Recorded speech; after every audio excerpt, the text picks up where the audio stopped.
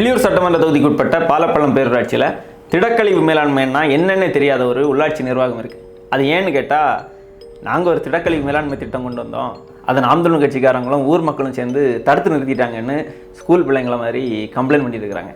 சரி, இவங்க கொண்டு வந்த திடக்கழிவு மேலாண்மை திட்டத்தை பற்றிய கதை என்னன்னு கேட்டால் நீங்களே காரி துப்புவீங்க. பாலப்பள்ளம் பேரூராட்சியுடைய திடக்கழிவு மேலாண்மை மையமாக எது இருந்துச்சுன்னா பாரியக்கல் கடற்கரை தான் இருந்துச்சு. எடுக்கிற குப்பையெல்லாம் கடற்கரையில் கொண்டு போய் புதைச்சிட்டு இருந்தாங்க. அப்புறம் புதைக்கிறதுக்கு இடம் இல்லைன்னு கடற்கரையில் கொண்டு போய் குப்பையெல்லாம் எரிக்க ஆரம்பித்தாங்க. மக்கள் இதை எதிர்க்க ஆரம்பித்ததும் நாங்கள் திடக்கழிவு மேலாண்மை மையம் கொண்டு வர்றோம்னு அழகாக ஒரு நாடகத்தை ஆட ஆரம்பித்தாங்க. திடக்கழிவு மேலாண்மை மையம் அமைப்பதற்கு எந்த விதமான சாத்தியக்கூறும் இல்லாத மக்கள் குடியிருப்பு பகுதிகள், விவசாய நிலங்கள், நீர்நிலைகள், வழிபாட்டு தலங்கள் இருக்கக்கூடிய பகுதியில் இந்த மையத்தை கொண்டு வர்றதா சொன்னாங்க.